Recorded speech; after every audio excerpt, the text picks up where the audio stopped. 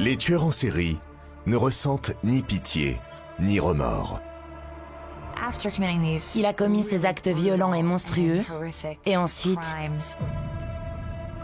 il a eu envie de se détendre avec un verre de vin. Quels sont les éléments qui déclenchent leur pulsion meurtrière?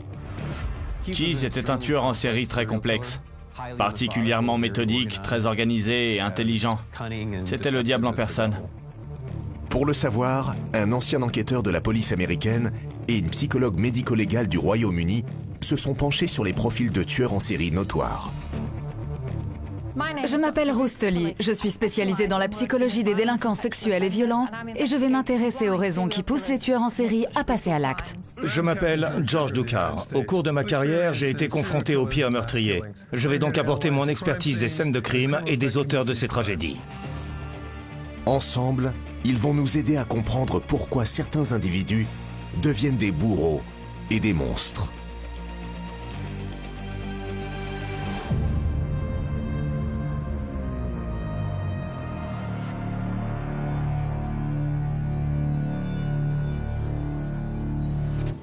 Aujourd'hui, nous nous intéressons à un tueur en série très particulier qui préparait méthodiquement ses crimes. Et cet homme menait aussi une double vie, il était père de famille.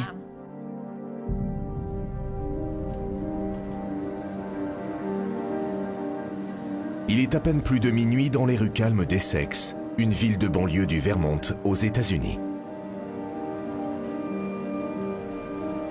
C'est là que vivent Bill et Lorraine Courrier depuis 8 ans.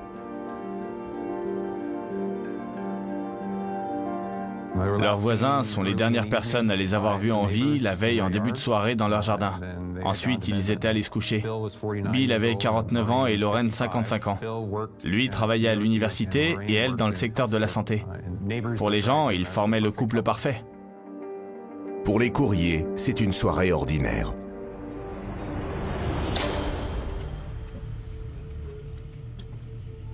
Mais juste devant chez eux, un tueur en série rôde dans l'obscurité. Il avait choisi leur maison un peu au hasard. Il avait seulement quelques critères en tête et le domicile des Courriers y répondait, malheureusement pour eux. Il ne les avait jamais vus. Ils n'habitaient même pas dans la même ville. Mais ce sont eux qu'il a choisi d'agresser ce jour-là.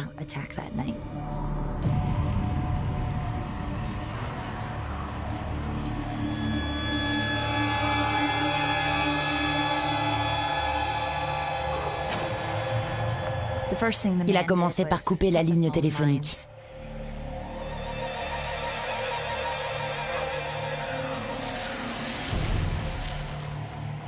Personne ne le voit s'introduire dans la maison. Il a cassé une vitre, puis a ouvert la fenêtre. Sans faire de bruit, il se rend dans la chambre du couple.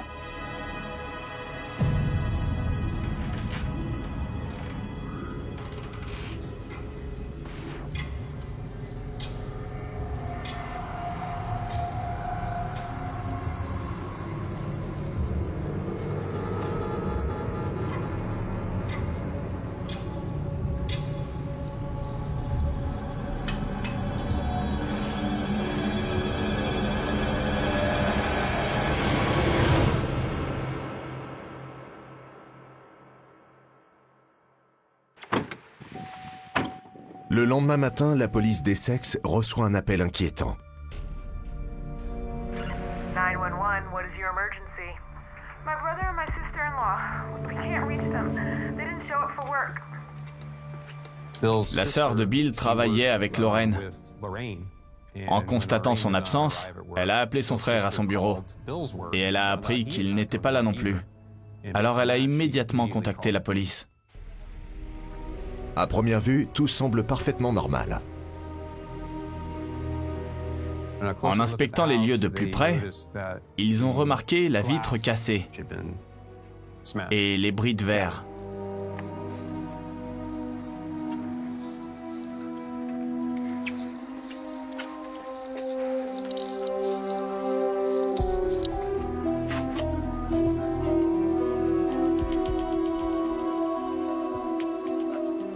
Le verre brisé n'est pas le seul détail troublant. Il remarque le câble téléphonique sectionné. Ils sont entrés dans la maison.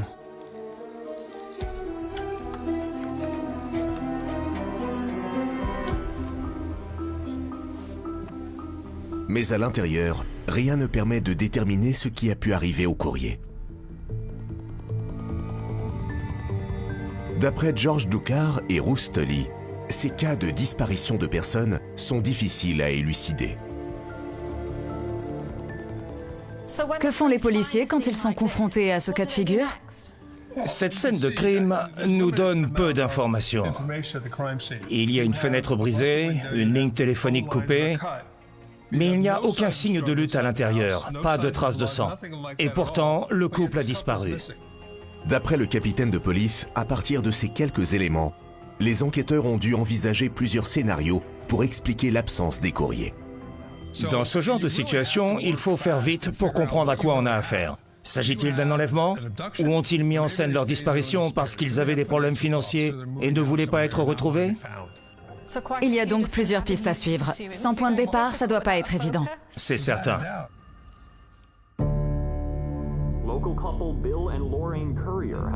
La police d'Essex cherche une explication à la disparition du couple de quinquagénaires. Ils ont organisé des fouilles minutieuses de la zone. Ils ont interrogé les voisins, mais ils n'avaient aucune piste sérieuse. Pour compliquer encore les choses, les enquêteurs ne trouvent ni indice ni mobile susceptible de les mener à un suspect.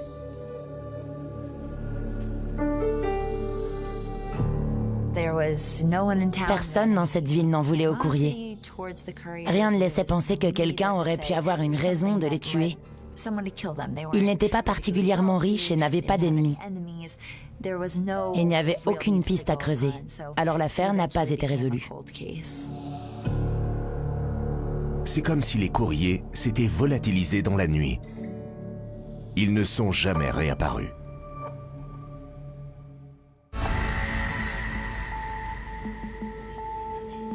Sept mois plus tard, en Alaska, à 5000 km de là. À Anchorage, une jeune femme fait son service du soir dans un kiosque à café. Elle s'appelle Samantha Koenig. Samantha avait 18 ans. C'était une jeune femme typique, déterminée et dynamique. Elle était très sympathique et avait beaucoup d'humour. Elle débordait d'énergie et souriait tout le temps.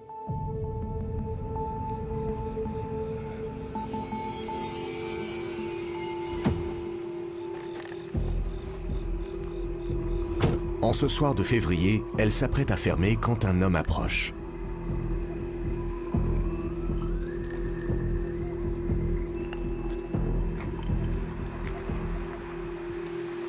Bonsoir, je peux vous aider?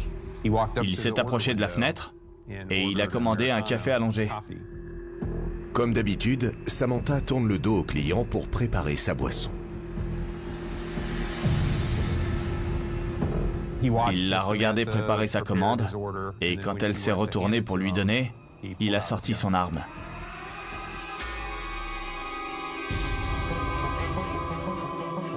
Il lui a ordonné d'éteindre la lumière, puis il s'est glissé à l'intérieur par la fenêtre.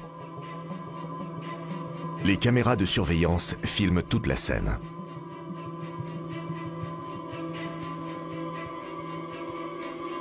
Il a fouillé le kiosque à la recherche d'argent liquide.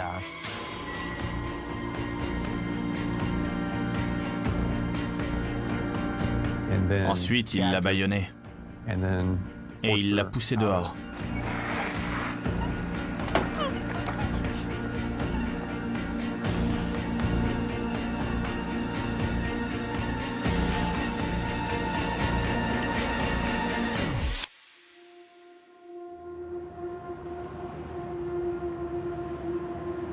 La disparition de Samantha Koenig est signalée le lendemain matin. Nos deux spécialistes examinent attentivement les images de son enlèvement. On le voit s'approcher de la fenêtre. Elle le prend pour un client. Elle ne se sent pas en danger. On voit très bien le moment où la situation bascule. Oui, parce qu'il a sorti une arme. Elle lève les mains. Elle pense sûrement que c'est un braquage. Elle doit être terrifiée. Peut-être pas tant que ça. Elle doit croire qu'il va prendre l'argent et partir et que ce sera terminé. Mais ce n'est pas le cas. Il remarque que le ravisseur contrôle totalement la situation. Manifestement, il lui ordonne d'éteindre les lumières. Puis il entre par la fenêtre, là. Ensuite, il la fait sortir et l'entraîne jusqu'à sa voiture. L'audace dont il fait preuve est surprenante. On aurait pu le surprendre. Oui, il aurait très bien pu y avoir d'autres clients, Il a pris de gros risques. clairement. Selon eux, c'est l'assurance du ravisseur qui le rend extrêmement dangereux.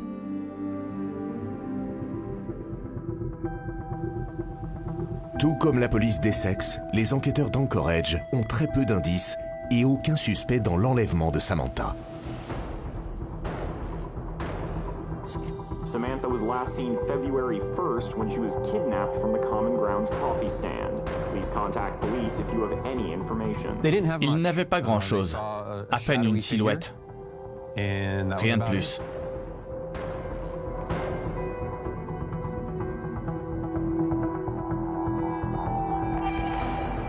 Les inspecteurs ont suivi quelques pistes et suspects potentiels, principalement d'anciens petits amis de Samantha, mais ça n'a rien donné.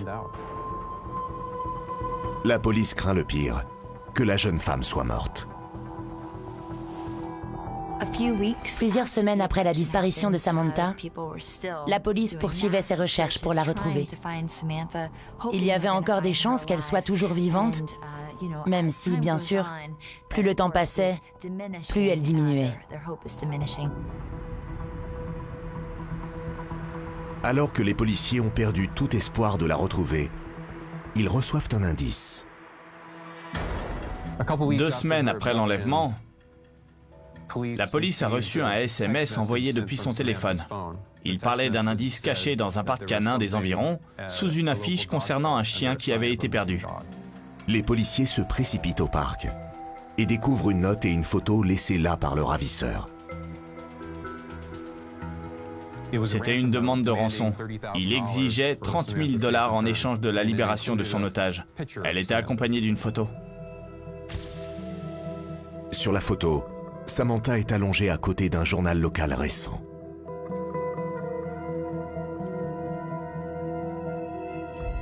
Ces nouveaux éléments leur ont redonné un espoir de la retrouver saine et sauve. C'était un grand soulagement. Cette affaire pouvait encore bien se terminer.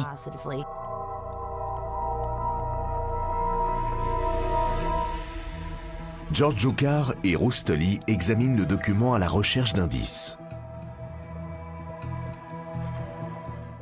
La demande de rançon est accompagnée d'une photo de Samantha. On y voit un journal daté de quelques jours. À ce stade, la police avait encore des raisons de penser qu'elle était vivante. Principalement à cause du journal. Les enquêteurs se sont dit, à cette date en tout cas, elle était en vie. Et ça n'aurait pas eu de sens de la tuer avant d'avoir obtenu l'argent. Pourtant, en examinant la photo de Samantha, le capitaine Jucar remarque des signes inquiétants. Sur ce cliché, elle est différente. Quelque chose a changé par rapport aux photos choisies pour illustrer les affiches signalant sa disparition et proposant une récompense. Peut-être parce qu'elle a été frappée, je ne sais pas. Mais c'est bizarre. D'après son apparence sur la photographie, il est évident que Samantha a vécu un terrible calvaire. Il devient encore plus urgent de la retrouver. La famille Koenig est prête à tout pour que leur fille leur revienne saine et sauve. Le père de Samantha a été d'accord pour payer la rançon. La somme exigée a été transférée sur le compte en banque de Samantha. Il prie pour que le ravisseur la libère indemne. Maintenant, il ne leur reste plus qu'à attendre. Quelques jours plus tard, la carte bancaire de Samantha a été utilisée pour effectuer des retraits dans plusieurs banques des environs d'Anchorage. Mais quand la police arrive sur les lieux, il est trop tard. Le ravisseur est parti depuis longtemps. Une semaine après les retraits d'espèces effectués à Anchorage, sa carte a de nouveau été utilisée pour retirer de l'argent dans plusieurs autres États, dont le Texas et le Nouveau-Mexique. Les policiers sont dépités. Si le criminel a quitté l'Alaska et se trouve désormais dans un autre État, il sera très difficile de retrouver sa trace. Mais un jour, la chance leur sourit. Grâce aux images de surveillance d'un distributeur automatique, ils ont réussi à identifier le véhicule utilisé par le ravisseur de Samantha, une Ford Focus blanche de 2012. Les enquêteurs savent désormais dans quelle voiture se déplace le suspect. C'est la première piste sérieuse pouvant mener à son interpellation. Après l'identification de la voiture, un avis de recherche a été diffusé à toutes les polices du Texas. Désormais, tous les services de police de l'État sont à la recherche du véhicule. Enfin, un agent en patrouille repère une voiture correspondant au signalement.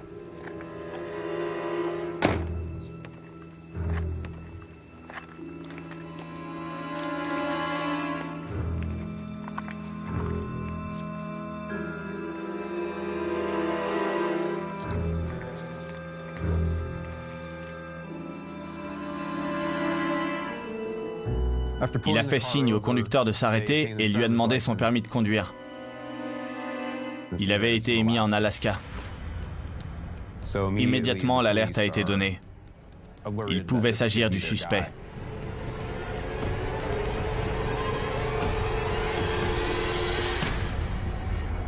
Par la suite, en fouillant le véhicule, ils ont trouvé de l'argent liquide, un pistolet et la carte bancaire de Samantha. Le policier demande au conducteur de sortir de sa voiture. Le nom figurant sur le permis de conduire était Israel Keyes. Mais qui est Israel Keyes? À première vue, il n'a rien d'un criminel. Cet homme vivait avec sa compagne à Anchorage. Ils avaient une fille. Il possédait une entreprise de construction. À tout point de vue, il avait l'air d'une personne ordinaire.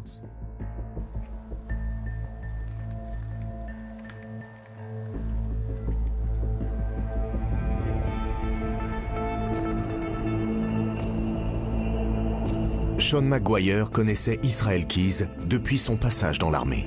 Il le considérait comme un ami.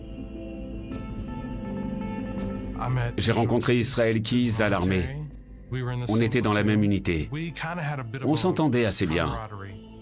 On s'entraînait ensemble. On a été formés aux attaques aériennes en même temps. Il était l'un des nôtres. Je lui aurais confié ma vie. Les enquêteurs sont pourtant convaincus qu'il s'agit bien de l'homme qui a enlevé Samantha Koenig et qui pourrait la retenir prisonnière quelque part.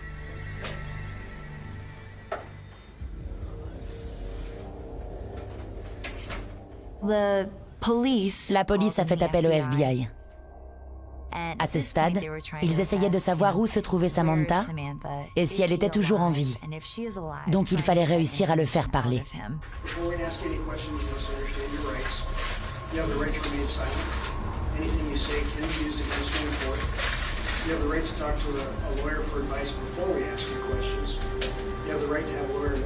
Ils font pression sur Keyes pour qu'il leur révèle ce qui est arrivé à la jeune femme. Mais il refuse de coopérer, à moins qu'ils accèdent à sa requête. I was thinking there might be a way to disclose all this information to you and to the FBI. And to somehow ensure that we could work out some sort of agreement that... Il a fini par accepter de collaborer, mais à une condition, que la couverture médiatique de l'affaire reste très limitée. Le suspect ne veut pas que son nom apparaisse dans la presse. Il tient à protéger sa fille. Il avait peur que la vie de sa fille soit détruite. Si tout le monde apprenait qu'il était un meurtrier.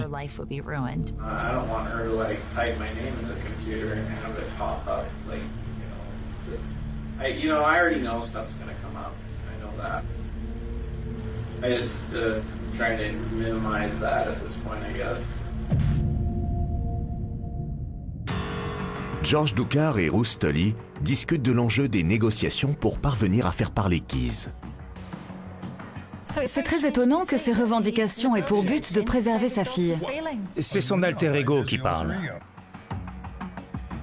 Bien qu'il soit en garde à vue, l'homme reste maître du jeu. Il a l'air très calme. Oui, c'est le cas.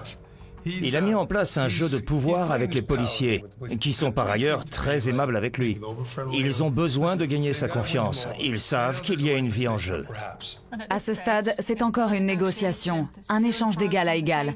Il n'a pas du tout l'air paniqué. Non, parce que pour l'instant, il reste maître de la situation. Les inspecteurs en sont bien conscients.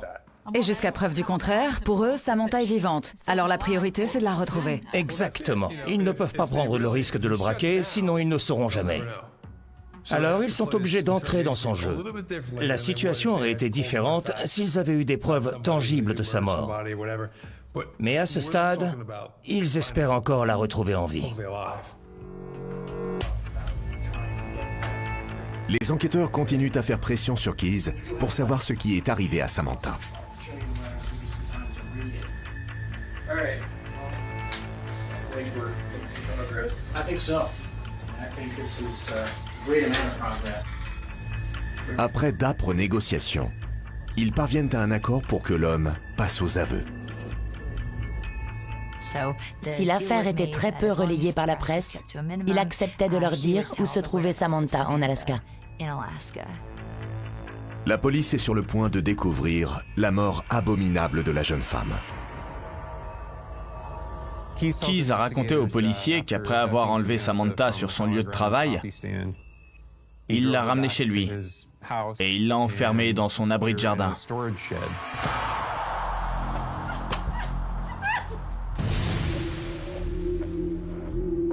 Keyes veille à ce qu'elle ne puisse pas s'enfuir. Il l'a ligotée. Et il joue avec ses nerfs. Il lui a d'abord dit qu'il allait la séquestrer en attendant une rançon, pour qu'elle ne perde pas l'espoir d'être libérée. Mais il ne tarde pas à lui révéler ses véritables intentions. Il lui a ordonné de s'allonger par terre, sur le ventre. Et quand elle s'est mise à pleurer en le suppliant de ne pas la violer, il lui a dit « Tu te doutais bien que ça allait arriver. » Samantha est violée brutalement à quelques mètres à peine du domicile familial de son agresseur. Ça ne l'inquiétait pas du tout de commettre ces crimes chez lui. Il n'a pas imaginé une seule seconde que Samantha puisse s'échapper, ou que sa compagne ou sa fille, qui était tout près, puisse le surprendre. Juste après l'avoir violée, Keyes l'a étranglée.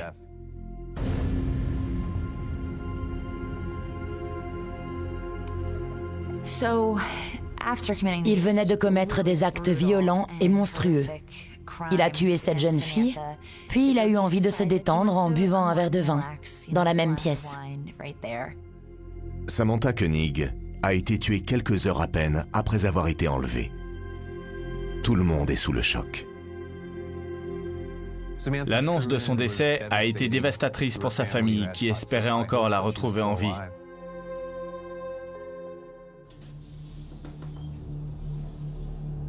Mais la suite est encore plus révoltante.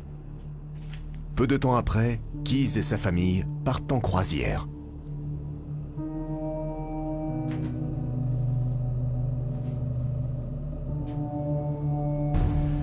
Il n'a donc pas d'autre choix que de laisser le corps dans son abri de jardin pendant ses vacances. En rentrant de voyage, Keyes est allé voir le corps de Samantha. Il était gelé. C'était l'hiver en Alaska et il était resté là pendant une semaine.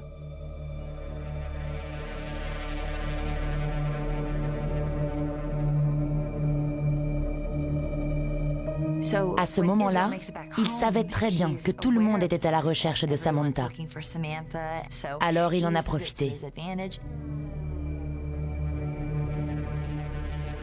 Il s'est mis en tête d'obtenir une rançon en échange de sa victime.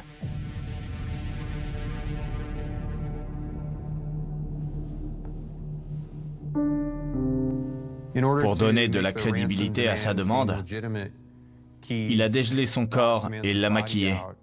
Il fallait que Samantha ait l'air vivante. Ensuite, il a pris une édition récente d'un journal local et l'a placée à côté du cadavre. Voilà pourquoi la photographie de la demande de rançon paraissait si étrange. Samantha était déjà morte quand elle a été prise. C'est effarant. Il l'avait tué depuis longtemps et il a mis son corps en scène. Il a pensé aux moindres détails pour qu'on croie à son stratagème. De plus, il a donné de faux espoirs à sa famille. Cela montre à quel point il était cruel. Avec cet aveu stupéfiant, les enquêteurs se rendent compte qu'ils ont affaire à un tueur très intelligent et que ce crime est peut-être le dernier d'une longue série. Pendant ses interrogatoires, Keyes semblait prendre plaisir à jouer avec les inspecteurs. Il faisait allusion à d'autres crimes qu'il pouvait avoir commis. Keyes laisse entendre qu'il mène une double vie de père de famille et de tueur en série depuis plus de 14 ans. Il affirme que personne n'a jamais su qui il était vraiment. Pour le Dr Tully, cet aveu est très révélateur. C'est là qu'ils ont dû comprendre que l'affaire était très grave et qu'il y avait eu plus d'un enlèvement, plus d'un meurtre. Sans aucun doute, oui. Du point de vue de la psychologie, cette phrase « Vous n'avez aucune idée de qui je suis » le résume parfaitement. Même aujourd'hui, avec tous les éléments dont on dispose, on ne le connaît pas beaucoup mieux. Sa famille était-elle seulement une couverture? Qui était-il vraiment? Je ne suis pas sûr que lui-même savait qui il était. C'est comme s'il avait eu un double qui commettait ses meurtres. Ensuite, il retournait auprès de sa famille parce qu'il s'y sentait en sécurité. La psychologue est convaincue que des éléments du passé de Keyes pourraient expliquer ses actes.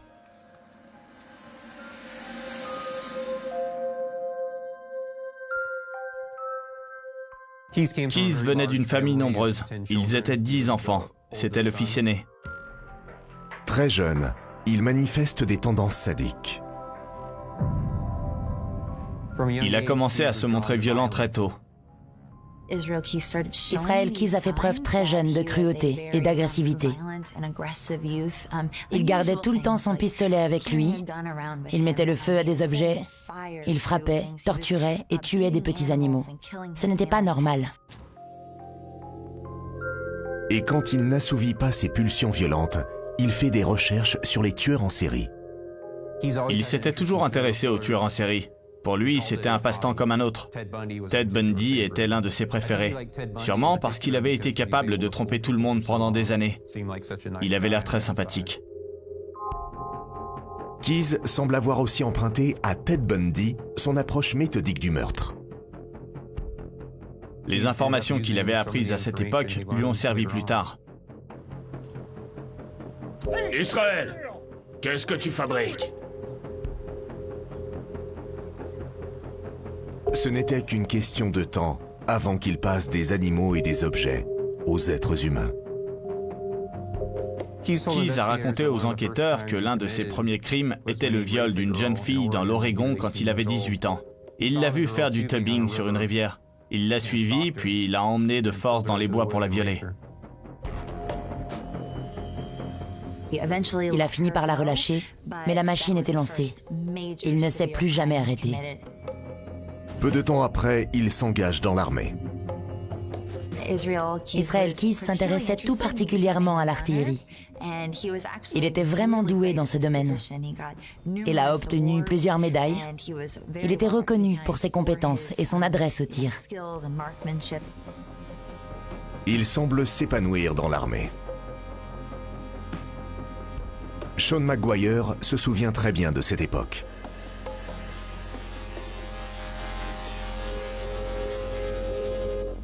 Il aimait être dans l'armée. Je pense qu'il était très fier d'être soldat. Il portait une grande attention aux détails dans tout ce qu'il faisait, dans chacune de ses tâches. Il récurait le sol avec le même enthousiasme que lorsqu'il plaçait des bombes dans un tube de mortier. Il n'était pas du genre à faire les choses à moitié et il ne rechignait devant rien.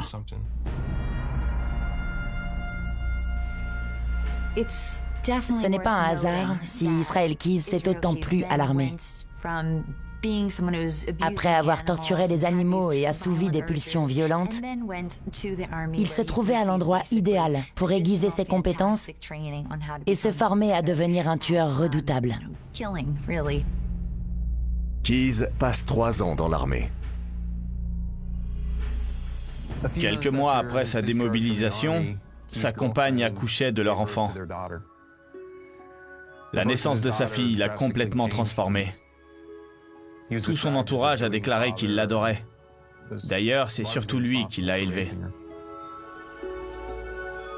La paternité semble avoir un réel impact sur lui, au point qu'il établit des critères pour ses victimes potentielles.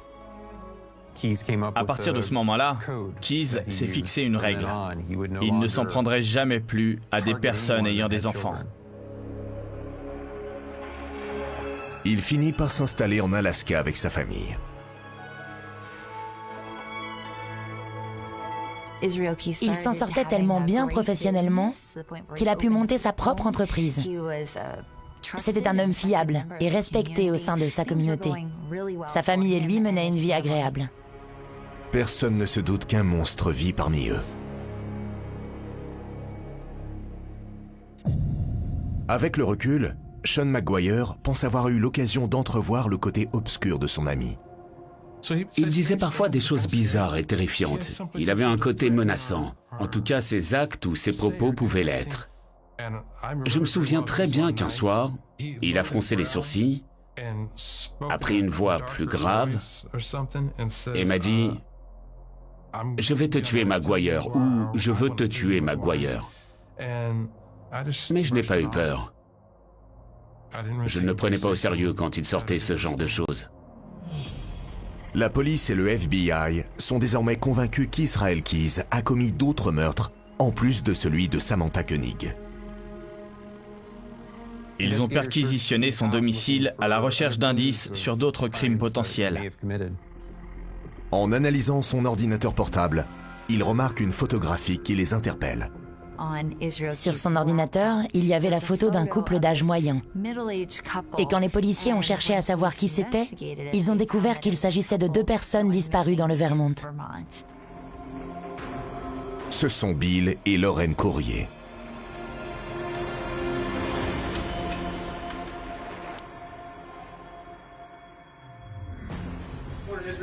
Les policiers interrogent Keyes à propos de la photo. Et une fois de plus, il met leur patience à rude épreuve. Mais il finit par accepter de révéler ce qui leur est arrivé. Keyes a choisi les courriers un peu au hasard. Leur maison répondait à ses critères.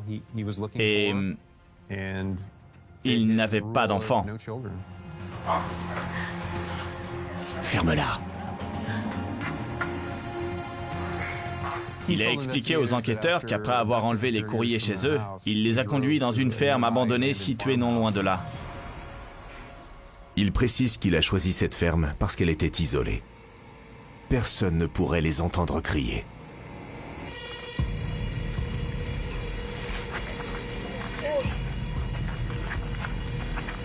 Il a attaché Bill à une chaise au sous-sol, ensuite il est retourné chercher Lorraine dans la voiture.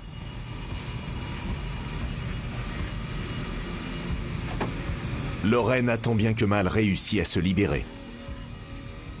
Quand il est ressorti, elle était en train de s'enfuir vers la route.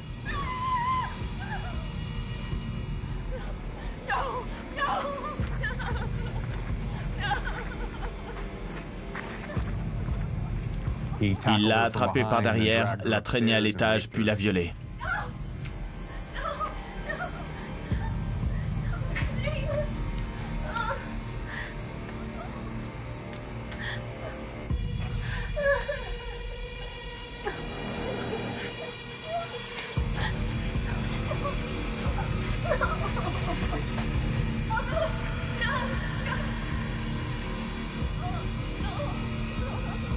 Ensuite, il l'étrangle.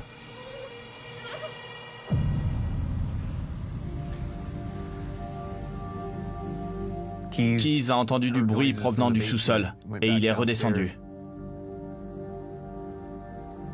À un moment donné, Bill a réussi à se libérer partiellement. Il était sur le point de s'échapper quand Israël est arrivé et l'a vu.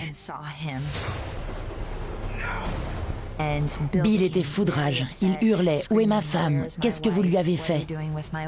Israël lui a demandé de se calmer, mais il en était incapable. Il était trop inquiet pour Lorraine.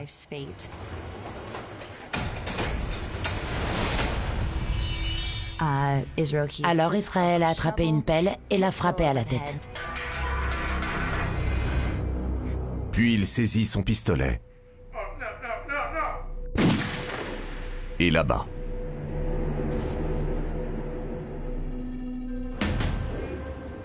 No, the only person I ever shot was Bill Courier. Everybody else is straight. S'il lui a tiré dessus, c'est parce qu'il ne contrôlait plus la situation. Pour Keyes, c'est une déception. En général, les tueurs en série aiment prendre leur temps quand ils assouvissent leurs pulsions. Alors une mort par balle, dans ce contexte, c'est très frustrant. C'est vraiment trop rapide pour eux. Mais quand ils étranglent quelqu'un ou se battent parce qu'on leur résiste, ils auront forcément un contact très rapproché avec leur victime. Et c'est justement pour ça que ce genre de psychopathes ont tendance à préférer ces méthodes. Surtout ceux qui veulent sentir leur proie à leur merci. Ensuite, il prend soin d'effacer toutes les traces. Il les a mis dans des sacs poubelles et les a laissés dans un coin de la cave, avec d'autres déchets. La ferme abandonnée a été détruite peu de temps après, et les décombres ont tous été jetés dans une décharge. Malgré une vaste opération de recherche, les corps des courriers n'ont jamais été retrouvés, ce qui semble faire plaisir à leur bourreau. Did they find the bodies yet? It's a lot of trouble. I almost feel guilty. Costing the taxpayers a lot of money to find those. Keyes est un tueur très efficace. Si les policiers n'avaient pas découvert cette photographie des courriers dans son ordinateur, il n'aurait jamais été soupçonné de leur disparition. S'il a été aussi difficile de relier Israel Keyes à d'autres meurtres, c'est parce qu'il s'en prenait à des gens très différents. Contrairement à la plupart des victimes de tueurs en série, celle de Keyes n'avait pas de profil particulier. Il s'en prenait à des personnes de tous âges, sexes et apparences. Il parcourait de longues distances pour commettre ses crimes. Il n'avait aucun lien avec ses victimes. Pour commettre ses crimes, le tueur prend toutes ses précautions. Il a enterré ce qu'il appelle des kits de meurtre à des endroits précis. Quand il avait choisi une zone géographique où il voulait passer à l'acte, il lui arrivait d'enterrer un kit de meurtre dans un seau en plastique de 20 litres. Le seau contenait des armes diverses, des colliers de serrage et d'autres objets qui pouvaient lui être utiles. Il l'enterrait quelque part et le déterrait pour s'en servir parfois des années plus tard. George Ducar et Ruth Tully estiment que c'est cette préparation méticuleuse qui fait la particularité de Keyes parmi d'autres tueurs en série. Il planifiait et préparait tout, comme en attestent ces kits de meurtre qu'il cachait dans différents endroits, très éloignés les uns des autres, à travers tout le pays. Il contenait tout ce dont il pouvait avoir besoin. Même des produits de nettoyage. Combien en avait-il préparé? Et s'il y en avait encore quelque part? Ils ont l'air tellement inoffensifs. Regardez celui-ci caché sous un rocher. Oui. On dirait des vieux outils. Ça a l'air totalement insignifiant. C'est vrai. Impossible de deviner pourquoi ils ont été déposés là. C'est très réfléchi. Il avait étudié un certain nombre de grands criminels pour comprendre comment ils échappaient à la police. Ça l'a aidé. Tout à fait. Keyes faisait partie de ces tueurs en série qui savourent surtout la préparation de leurs crimes. Il aimait la traque. Il choisissait ses victimes au hasard, mais prévoyait ce qu'il lui faudrait comme matériel. Il était très bien préparé. Pendant plusieurs mois, les enquêteurs l'interrogent. Ils essayent d'établir le nombre total de ses victimes. Mais Keyes continue de jouer avec leurs nerfs. Keyes n'a jamais donné aucun détail sur ses victimes. Il ne donnait que des indices assez vagues. Par exemple, j'ai tué une femme dans le New Jersey. Ou Je me suis débarrassé des corps d'un couple dans un lac de l'État de Washington. Depending on things, the way things pan out, things we've already talked about, then I may need those details of the Washington cases that I would be better served to wait, that's where the route I have to go. Beaucoup de tueurs en série utilisent la localisation des victimes comme monnaie d'échange. Ils savent que c'est l'une des seules cartes qu'il leur reste à jouer. Alors ils choisissent de taire cette information et n'acceptent de la révéler qu'à certaines conditions. Par exemple, en échange d'un objet comme une radio, d'une peine moins lourde ou du choix de la prison dans laquelle ils seront incarcérés. Peu importe leur but, ils sauront monnayer leur révélation. Pour obtenir ce qu'ils veulent, ils n'hésiteront pas à profiter du fait que des familles en deuil seront prêtes à tout pour savoir ce qui est arrivé à leurs proches. Et ce que réclame Keyes, c'est une peine de prison aussi courte que possible. Après son arrestation, ce qu'il voulait vraiment, c'était être condamné à mort rapidement. Il ne voulait pas passer le reste de sa vie derrière les barreaux. Il avait l'habitude de beaucoup voyager, et l'idée d'être enfermé dans une petite cellule pour le restant de ses jours lui était insupportable.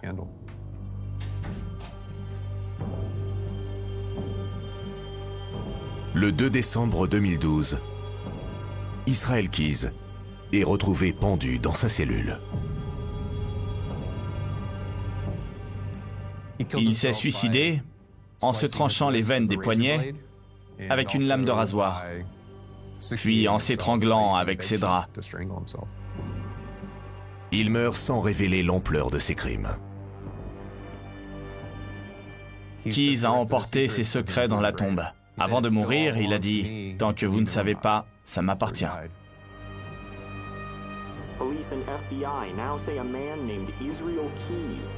Après son décès, ses crimes sont rendus publics. C'est ce qu'il voulait éviter à tout prix. Sean Maguire se souvient du jour où il a appris que son camarade de l'armée était un tueur en série. J'ai vu son visage et je me suis dit, je connais ce type. Je ne comprenais pas pourquoi il faisait la une des journaux. J'avais du mal à y croire. Pour lui, la vérité est encore difficile à accepter. Quand je repense à l'époque où j'étais à l'armée avec lui, je n'en reviens pas d'avoir eu cette confiance absolue en lui. Je trouve ça hallucinant. Mais bizarrement, je suis sûr d'avoir perçu ce qu'il y avait de bon en lui. Je n'ai jamais vu son côté sadique. C'est bizarre, mais maintenant, tout est différent. Avec le recul, je ne vois plus du tout les choses comme avant. Israel Keyes a trompé ses proches et ses connaissances pendant des années. La police ne connaîtra jamais le nombre exact de ses victimes, mais elle serait au moins 11. C'est l'enlèvement de Samantha qui a mis fin à cette longue série de meurtres sadiques. Ce qui a provoqué sa chute, c'est qu'il a choisi Samantha, sa dernière victime, dans la ville où il habitait. C'est son lien avec l'Alaska qui a retenu l'attention du policier qui l'a arrêté. C'est le plus fascinant. Malgré tous ses efforts, il a enfreint ses propres règles. Il a commis un meurtre près de chez lui. Oui, alors qu'il s'était juré de ne pas le faire. Exactement, il a mis sa famille en danger. Oui. Alors que sa femme et sa fille comptaient beaucoup pour lui. Mais ses pulsions étaient tellement fortes qu'elles l'ont poussé à ignorer toute prudence. Ça l'a perdu. Il a été pris à son propre piège. Ce qui me frappe, c'est que Keyes ne voulait pas de la notoriété qui va généralement de pair avec ce genre d'affaires. Les tueurs en série sont tous très différents. Certains veulent être célèbres et feront tout pour qu'on les remarque. Ils veulent que le monde entier les connaisse. Là, c'est tout le contraire. Keyes ne voulait pas qu'on parle de lui. Et c'est plus rare, même si cela s'explique par sa double vie et son rôle de père de famille. Il a emporté ses secrets dans la tombe, alors on ne saura jamais combien de personnes il a tuées. Il y a donc des chances que d'autres meurtres lui seront peut-être attribués un jour.